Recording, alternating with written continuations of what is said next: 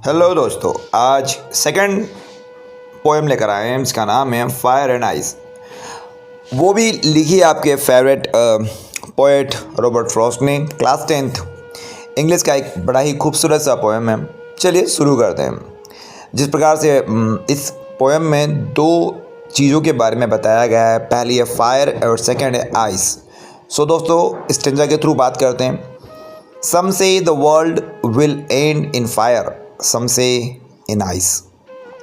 कुछ लोग कहते हैं कि दुनिया का अंत आग से होगा, तो कुछ कहते हैं बर्फ़ से। यहाँ पे मैं आपको बताना चाहूँगा कि जो फायर है वो आग, यहाँ मनुष्य जो है उसकी तीव्र इच्छाओं का प्रतीक है, ठीक है। और आइस जो है वो है बर्फ़, यहाँ मनुष्य की नफ़रत, उसकी कठोरता का प्रतीक है, ठीक है। आप फायर को हमेशा इच्छाओं से जोड़ के देखेंगे और आइस को हेट के साथ, यानी कि नफ़रत और कठोरता के साथ देख सकते हैं आप।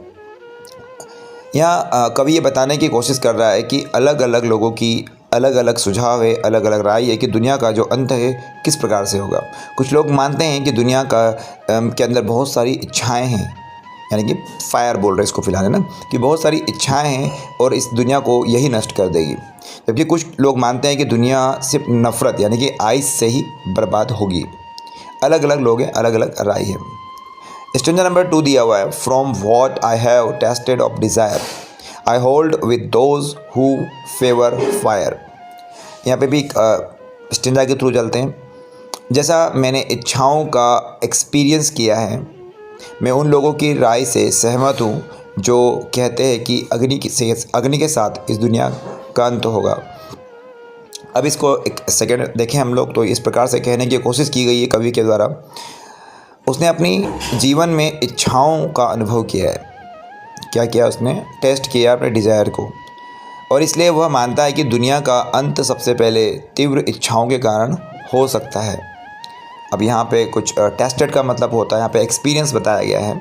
डिज़ायर का मतलब भी यहाँ पे इच्छाओं से और लालसा से किया गया है। फेवर का मतलब यहाँ समर्थन करना कहा गया है, तो आप थोड़ा सा ध्यान रखिएगा। स्टेंजा नंबर 3 जो इस प्रकार से है। But if it had to perish twice I think I know enough of hate to say that for destruction ice is also great and would suffice. So दोस्तों, मैं आपको कुछ में डिफ़िकल्ट मतलब के जो होते हैं बता दूँ। पेरिस का मतलब होता है ख़त्म होना, नष्ट होना, ख़राब होना। हेट जैसे कि आपको पता ही है, नफ़रत होना। डिस्ट्रक्शन ये विनाश का मतलब बताता है, और सफाइस मतलब पर्याप्त होना, सफिशिएंट होना। इस प्रकार से बताने की कोशिश की गई है। अब कवि जो इस स्टेंजा के बारे में बता रहा है वो ये कहता है कि but if it had to perish twice, अगर दुनिया को 2 बार नष्ट होना पड़े, आई थिंक मुझे लगता है, आई नो इनफ ऑफ हेट, तो नफ़रत ही काफ़ी है।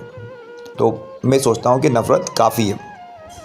To say that for destruction ice is also great and would suffice, तो अगर दुनिया को 2 बार नष्ट होना पड़े तो मुझे लगता है कि नफ़रत बहुत अच्छी चीज़ है, नफ़रत से ख़त्म हो जाएगी।